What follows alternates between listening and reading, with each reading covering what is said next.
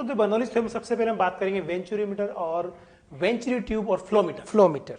ठीक है सर। तो बच्चों इसमें क्या होता है, वेंचुरीमीटर के अंदर एक डिवाइस है बेसिकली जो रेट ऑफ फ्लो को मेजर करने के काम में लिया जाता है। इसमें एक वेरिएबल एरिया क्रॉस सेक्शन का पाइप होता है लाइक दिस।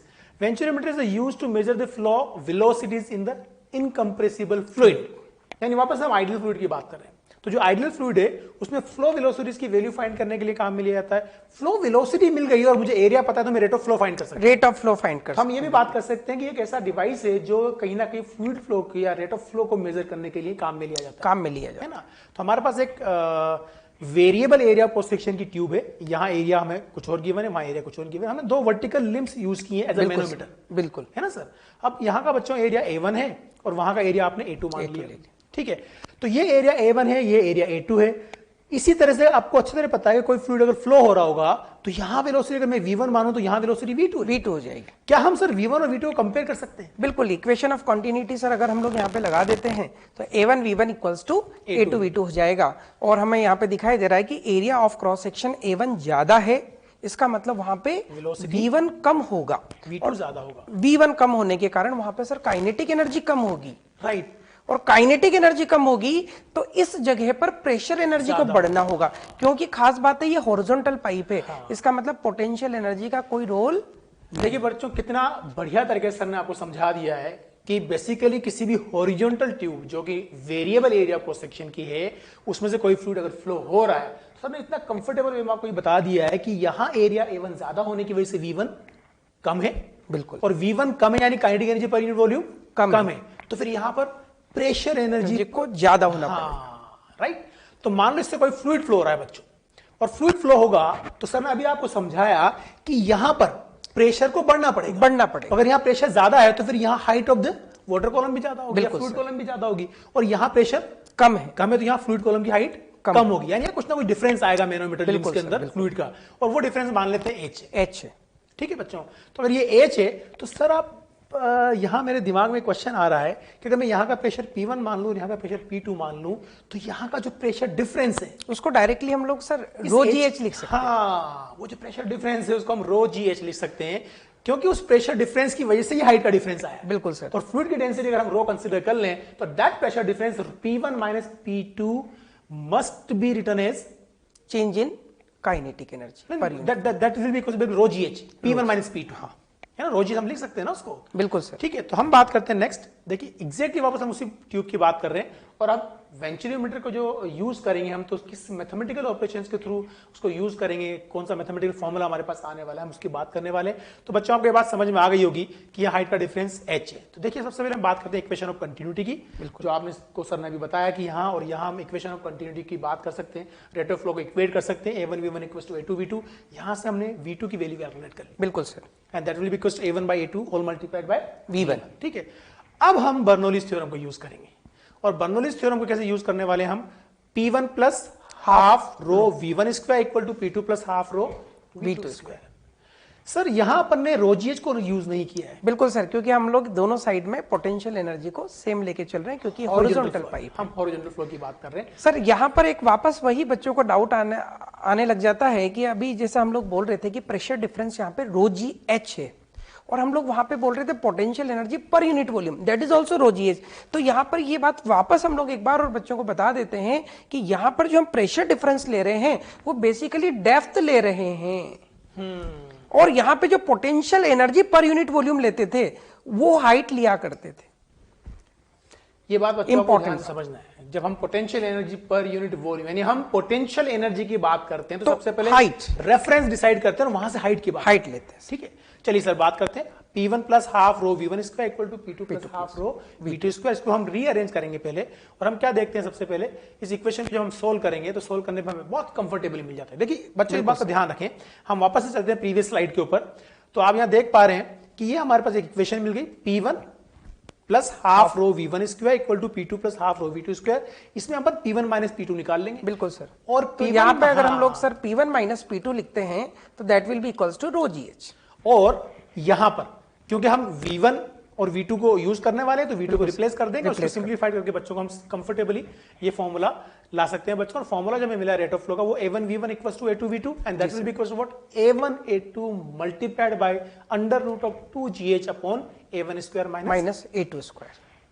सर मैंने कई बार देखा है आज पहले एम्स का जब एग्जाम हुआ करता सेपरेटली, तो उसमें भी इस क्वेश्चन को पे बेस्ड क्वेश्चन, इस कंसेप्ट पे बेस्ड क्वेश्चन फ्रिक्वेंटली पूछे जाते थे और मैंने कई बार देखा है कि इस पे डायरेक्टली फॉर्मूला बेस्ड न्यूमेरिकल्स आते हैं। बिल्कुल सर। तो बच्चों को ये फॉर्मूला मेमोराइज करके रखना चाहिए, बहुत अच्छा होता है अगर ये कि वो डिराइव करें वहां पर और रेट ऑफ फ्लो को निकालें। बिल्कुल सर। ये फॉर्मूला मेमोराइज करना ज्यादा बेटर होगा आपको।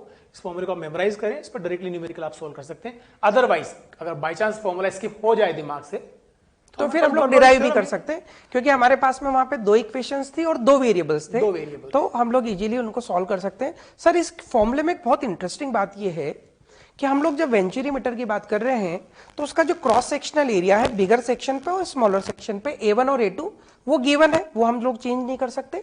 मतलब A1 A2 की वैल्यू चेंज नहीं हो रही है, 2 इज कांस्टेंट, G का वैल्यू चेंज नहीं हो रहा है। इसका मतलब जो है rate of flow of volume जो कि हमने क्यों लिखा है वो बेसिकली सिर्फ एक ही टर्म पे डिपेंड कर रहा है, H पर। That is H is the difference between the जितना ज्यादा रेट ऑफ फ्लो होगा उतना हाइट ज्यादा होगा। बिल्कुल सर, डिफरेंस होगा।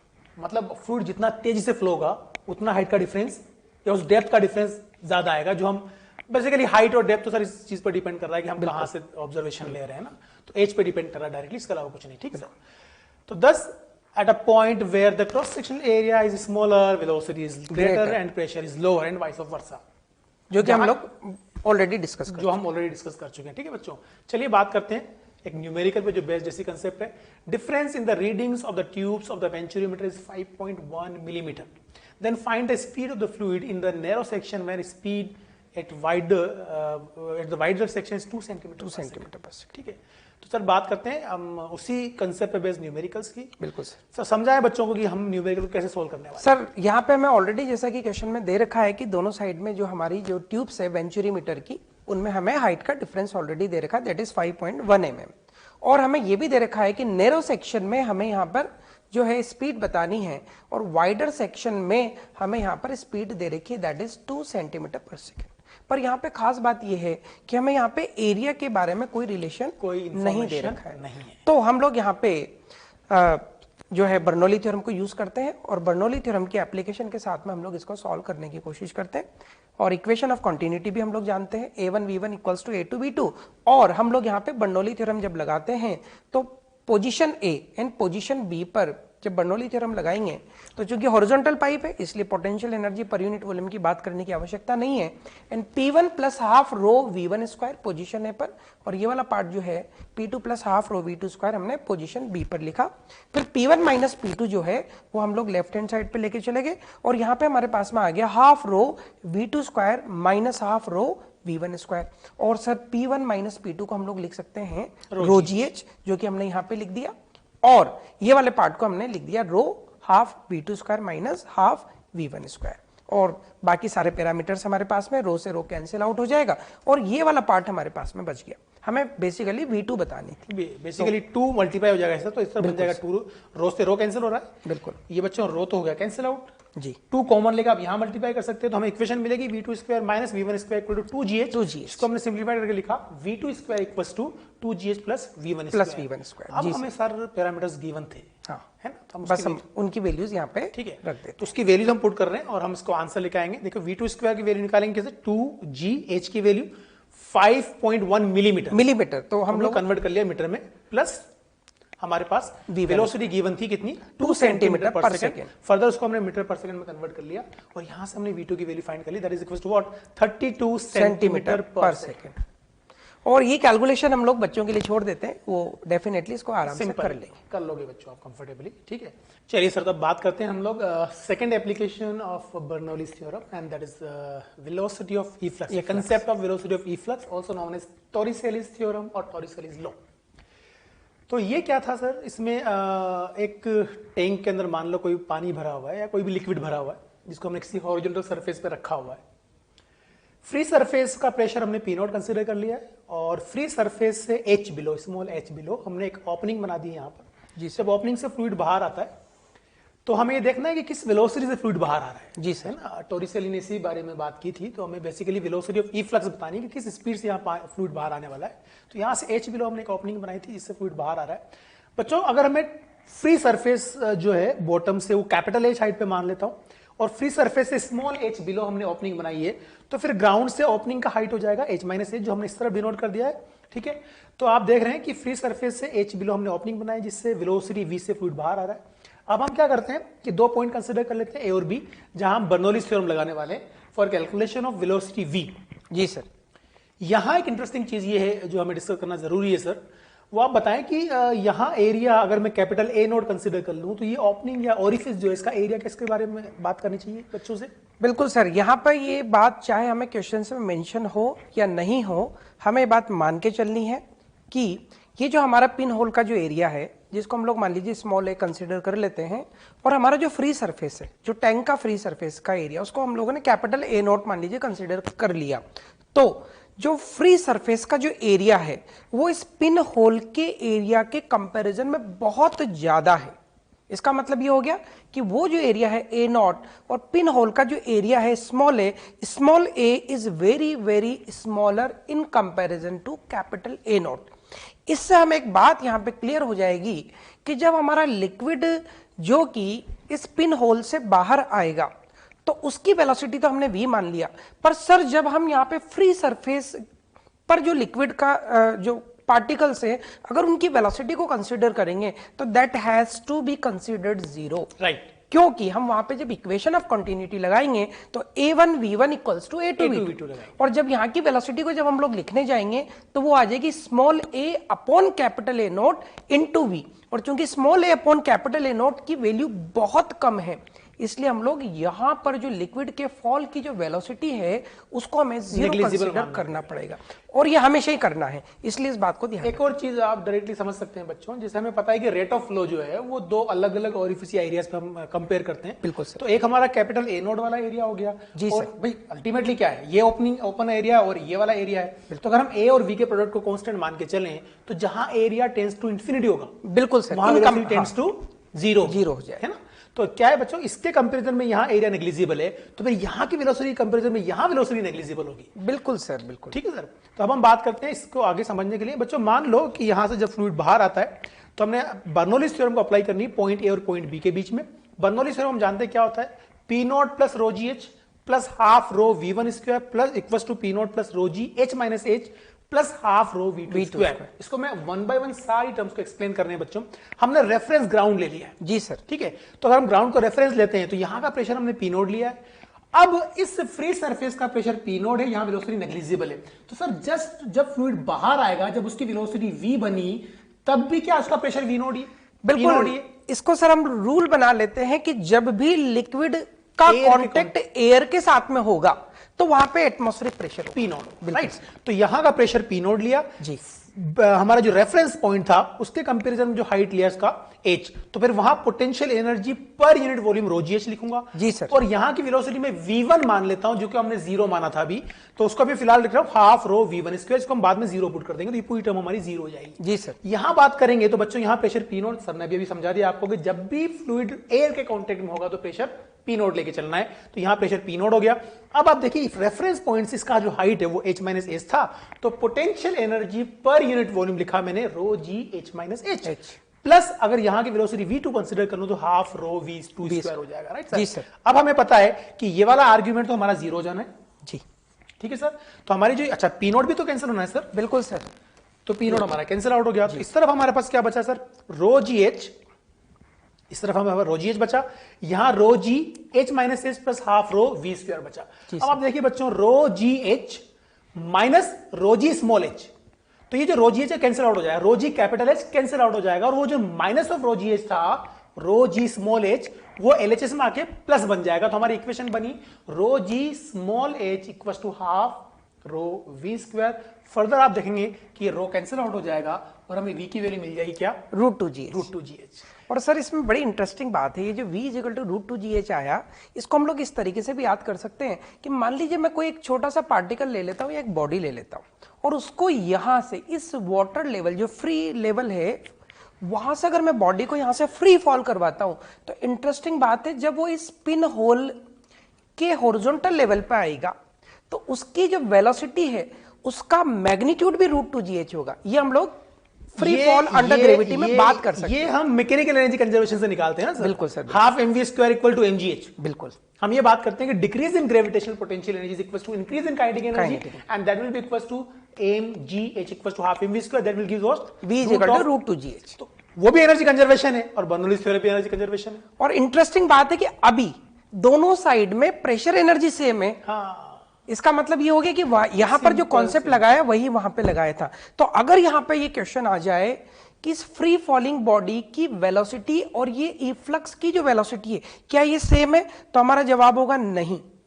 इंटरेस्टिंग बात है, वेलोसिटी का मैग्नीट्यूड सेम है, दैट इज √2gh, पर दोनों की डायरेक्शन अलग है। इसकी डायरेक्शन है वर्टिकली डाउनवर्ड पर इसकी डायरेक्शन हॉरिजॉन्टल है। तो इंटरेस्टिंग बात यहां पर यह भी है सर कि वेलोसिटी का मैग्नीट्यूड सेम है, वेलोसिटी सेम नहीं। हमें जब भी वेक्टर की बात की जाती है हमें डायरेक्शन हमेशा दिमाग में रखनी है, ठीक है।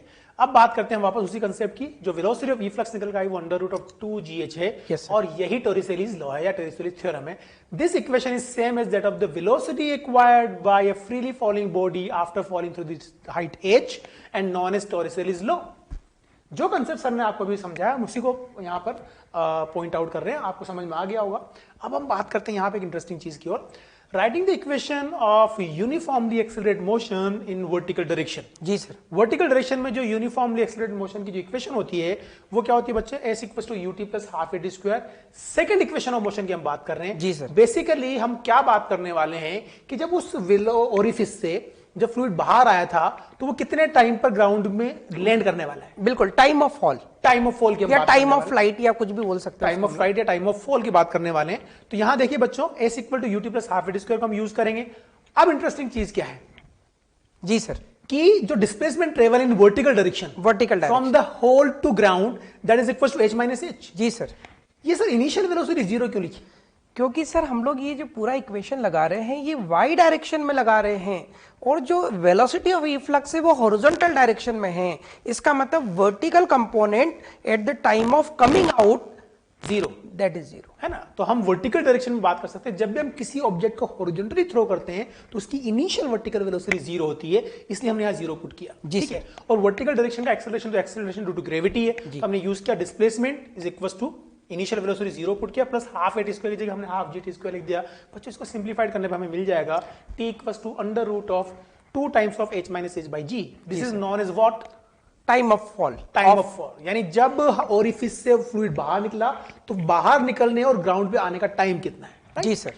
अब सर यहाँ एक इंटरेस्टिंग चीज और है, हमें यहाँ रेंज की भी बात करनी है कि वो किस डिस्टेंस पे जाकर गिरता है। तो ये टाइम ऑफ फ्लाइट हो गया हमारे पास। अब हम बात करते हैं रेंज की। तो ये हमारे पास वापस वही टैंक है बच्चों। देखिए क्या है, यहां से फ्लूइड बाहर आया था और वहां लैंड कर रहा है सी पॉइंट पर। तो जो हमारा टैंक है उसके बॉटम यानी फ्लूइड से अगर यहां का डिस्टेंस, क्या हम इसी को रेंज बोलेंगे? बिल्कुल sir, horizontal range. Horizontal range इसको हम बोलेंगे बच्चों। और प्रोजेक्टाइल मोशन में आपने इसको डिटेल में पढ़ा हुआ है मैकेनिक्स के अंदर। हम फिर से बात करने वाले, अगर रेंज r है और इनिशियल हॉरिजॉन्टल वेलोसिटी जिसको हमने वेलोसिटी इफ्लक्स भी बोला वो v है, तो क्या ड्यूरिंग द मोशन ये हॉरिजॉन्टल वेलोसिटी कांस्टेंट रहेगी सर? बिल्कुल सर, हॉरिजॉन्टल वेलोसिटी हमारी प्रोजेक्टाइल मोशन में कांस्टेंट रहती है। इसलिए जब हम फॉर्मूला लगाते हैं s is equal to ut plus half at square in x direction, तो हाफ at स्क्वायर वाला पार्ट जीरो हो जाता है, जीरो हो जाएगा। इसलिए r इज इक्वल टू सिर्फ u in horizontal multiplied by time of flight. यानी अगर हॉरिजॉन्टल वेलोसिटी v लें और यहां से यहां तक का जो टाइम ऑफ फॉल था वो t लिखें, तो मैं r की वैल्यू vt लिख सकता हूं। बिल्कुल सर, बिल्कुल। तो हमने बच्चों लिखा रेंज इक्वल्स टू vt। अब हम क्या करने वाले हैं, हॉरिजॉन्टल रेंज की कैलकुलेशन के लिए हमें पता है r equals to v into T है। v हम कैलकुलेट कर चुके थे, t हम कैलकुलेट कर चुके थे। हम इन दोनों टर्म्स को सिंप्लीफाइड करके लिख सकते हैं r equals to 2 times of under root of small h multiplied by capital h minus small h। तो ये हमें रेंज का फॉर्मूला मिला। जी सर। क्या इस फॉर्मूले को बच्चों को डायरेक्टली मेमोराइज करके रखना चाहिए? बिल्कुल, मेमोराइज भी करके रखना चाहिए। और हम लोग इस तरीके से भी याद कर सकते हैं कि जो स्मॉल h है वो उस पिन होल की डेप्थ है वाटर लेवल से, और h minus h, capital H minus H जो है वो हाइट है। हाइट, ठीक है बच्चों। चलिए बात करते हैं आगे। तो अब हम बात करते हैं range will be maximum when yes this h is equal to h minus h। बिल्कुल सर, इसको हम लोग मैक्सिमा मिनिमा के जो डेरिवेटिव वाले फॉर्मेट से प्रूफ भी कर सकते हैं। प्रूव कर सकते हैं बच्चों इसको अपन कि मैक्सिमम वैल्यू ऑफ रेंज कब होगी, जब स्मॉल एच की वैल्यू एच माइनस एच के बराबर होगी। हालांकि यहाँ पर आपको लगता है इसको प्रूव करने की जरूरत है? सर जरूरत नहीं है, क्योंकि ऑलरेडी हम लोग इसको बेसिक मैथमेटिक्स डिस्कशन कर लेते हैं और बच्चों को ये बात कई बार मैक्सिमम मिनिमा जो मेडिकल लेवल पे मैक्सिमम मिनिमा क्वेश्चन आते हैं तो आपको कभी भी वो मैक्सिमा या मिनिमा को प्रूव करने के लिए नहीं बोलता, वो ऑलरेडी बोल देता है फाइंड द मैक्सिमम वैल्यू और मिनिमम वैल्यू। तो वो आपको लीनियर फंक्शंस के लिए भी डायरेक्टली पता होना चाहिए कि वो यहाँ पर अगर हम कंपेयर करेंगे तो बिल्कुल sir, small H is equal to, बिल्कुल हमें फाइनली कंक्लूजन ये है कि हमें ये बात याद रखनी चाहिए कि जो हमारा जो मैक्सिमम रेंज है वो हमें मिड पॉइंट से मिलेगा। मैक्सिमम, जी सर। चलिए सर, तो हम ये कह सकते हैं कि मैक्सिमम रेंज तब होगी जब हमारा होल इस टैंक की हाइट के एग्जैक्टली मिड पॉइंट पे होगा। मिड पॉइंट पर होगा, यानी बॉटम से भी h/2 होगा, फ्री सरफेस से भी h/2 होगा। तो स्मॉल h की वैल्यू h/2 हमने पुट कर दी। अब मैक्सिमम रेंज को कैलकुलेट करने के लिए जब स्मॉल h की वैल्यू में h/2 पुट करूंगा जी सर, तो ये h/2 और h minus h also becomes h/2। तो h/2 into h/2 becomes h²/4। बिल्कुल सर, फिर उसका अंडर रूट लेना, उसका अंडर रूट लेंगे तो h/2 मिलेगा, h/2। तो ये 2 कैंसिल आउट हो जाएगा और हमें मैक्सिमम रेंज की वैल्यू मिल जाएगी h, कैपिटल H। तो सर इसका मतलब तो ये होगा कि मैक्सिमम रेंज की वैल्यू उतनी ही होगी जितनी height of the water column है। बिल्कुल सर, और मैक्सिमम रेंज तब होगी जब हम एग्जैक्टली मिड पॉइंट पे होल करेंगे। मिड पॉइंट पे होल करेंगे, यानी जितने हाइट तक का वाटर कॉलम उसके मिड पॉइंट पे होल कर दिया तो रेंज की वैल्यू मैक्सिमम होगी height of the water column के बराबर। ये कंक्लूजन है जो आपको याद रखना है। इसी में सर एक छोटा सा कॉन्सेप्ट हम लोग यहाँ पे एक बार और बच्चों को मेमोराइज करा देते हैं, क्योंकि वो हमें आगे जाके न्यूमेरिकल में यूज होने वाला है। हम लोगों ने अभी इफ्लक्स वेलोसिटी को यहाँ पे निकाला था, दैट इज √2gh, राइट।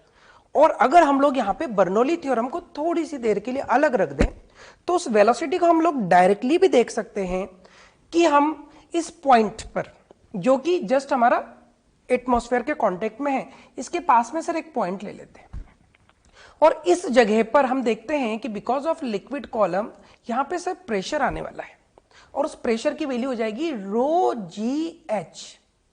इस प्रेशर को ही मैं अगर pressure energy per unit volume कहूं तो कह सकता हूं, बिल्कुल इस जगह पर। और यहां पर बेसिकली हम एक और चीज देखते हैं कि यहां पर इस पॉइंट पर जो pressure energy per unit volume होगा उसको मुझे P0 प्लस ρgh लिखना चाहिए, क्योंकि यहां पर प्रेशर भी था, एटमॉस्फेरिक प्रेशर।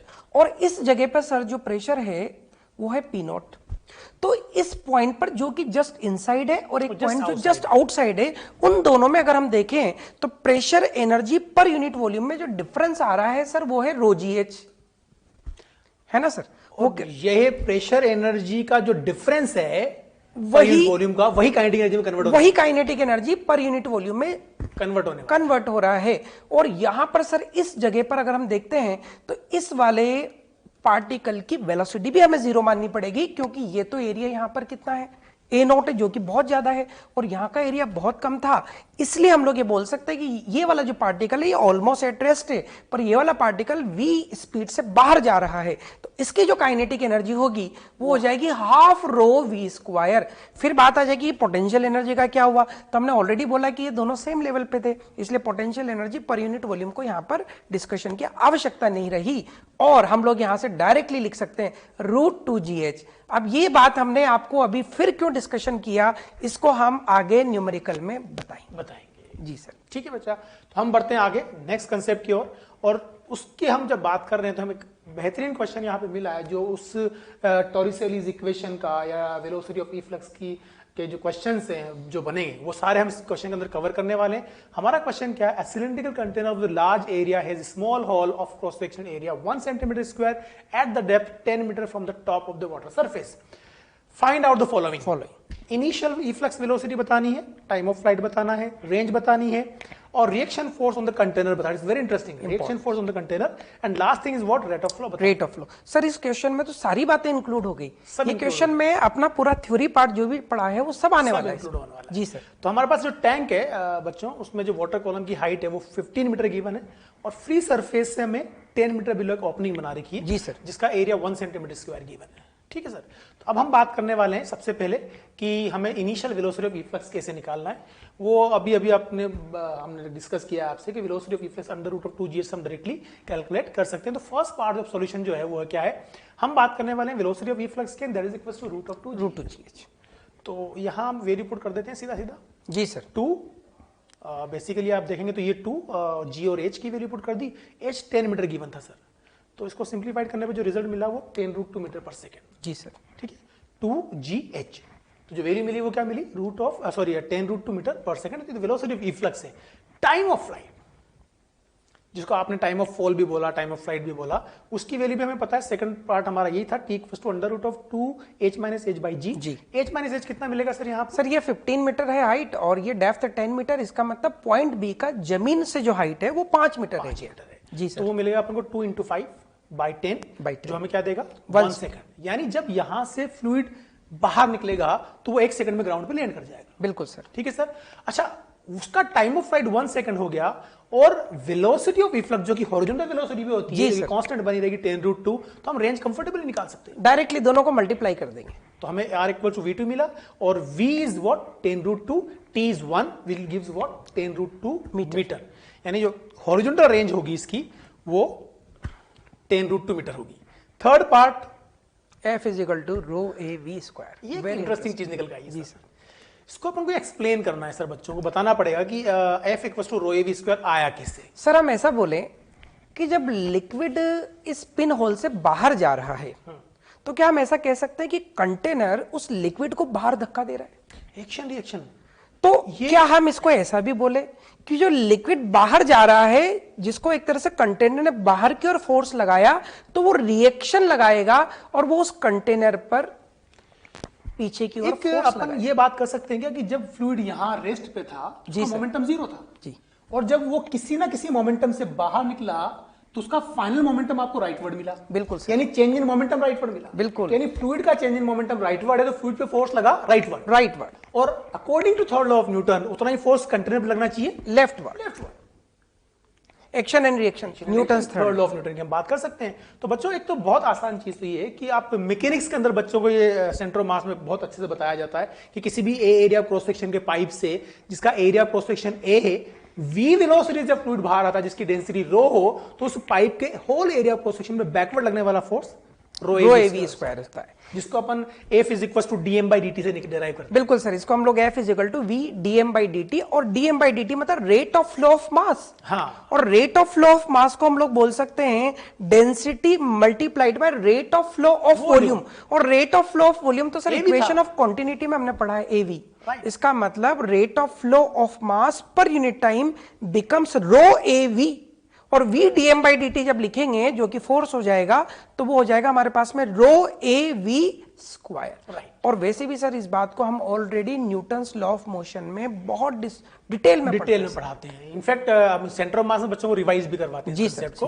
तो बच्चों आप एक बात ध्यान रखेंगे, किसी भी ए एरिया ऑफ क्रॉस सेक्शन के ओरिफिस से जिसका area of cross section A है, v वेलोसिटी से अगर रो डेंसिटी का फ्लूइड बाहर आ रहा है तो उस पर बैकवर्ड लगने वाला फोर्स क्या होता है, ρAv²। इसका ये मतलब हुआ कि अगर मान लो इस एरिया ऑफ क्रॉस सेक्शन को मैं ए कंसीडर कर लूं और v वेलोसिटी से फ्लूइड बाहर निकलेगा, तो बैकवर्ड फोर्स जो लगेगा वो ρAv² लगेगा। बिल्कुल सर। हमें रो की वैल्यू पता है वाटर के लिए, ए हमें गिवन है जी, और v² हम यहां से पुट कर देंगे जी, हमें फोर्स की वैल्यू डायरेक्टली मिल जाएगी। तो हमें जो फोर्स की वैल्यू मिलेगी वो क्या, ρ is 10⁻³ kg/m³ for water, area of cross section is what 10⁻⁻⁴, and velocity थी 10√2, जिसका स्क्वायर कर दिया हमने यहां पर। इसको सिंप्लीफाइड करने पर हमें मिला 20 न्यूटन। इसका यह मतलब हुआ कि जब यहां मान लो कोई कैप लगा हुआ था इस ओरिफिस के ऊपर जिसका एरिया ए गिवन था, जैसे ही मैं उस कैप को ओपन करूंगा और फ्लूइड बाहर निकलेगा, तो ये जो टैंक है ये 20 न्यूटन का फोर्स बैकवर्ड उस इंस्टेंट एक्सपीरियंस करेगा। बिल्कुल सर, बिल्कुल। यहां पर बच्चों को बिल्कुल भी कंफ्यूज नहीं होना है कि कैपिटल ए अभी हमने यहाँ पे इस पिन होल का एरिया इसलिए कंफ्यूज नहीं होना। ये यहाँ पे ए और बी पॉइंट हमने कंसीडर किए हैं, पर पिन होल का एरिया हमने कैपिटल ए कंसीडर किया। तो आपको ये बात समझ में आ गई होगी कि कितना फोर्स पीछे लगेगा अगर ये पूरा का पूरा टैंक किसी स्मूथ सरफेस पर रखा हो।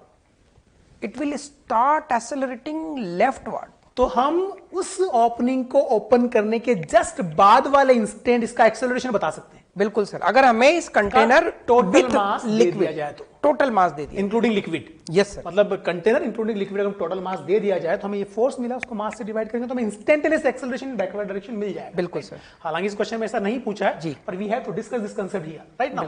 ठीक है, अब बात करते हैं फिफ्थ पॉइंट की, rate of flow. Rate of flow तो बहुत आसान था। रेट ऑफ फ्लो को हम क्यू से डिनोट करते हैं, इसकी वैल्यू एवी के बराबर होती है क्योंकि एरिया हमें गिवन था, वी हमने निकाल लिया था, तो डायरेक्टली बात कर सकते हैं। जी सर, बिल्कुल।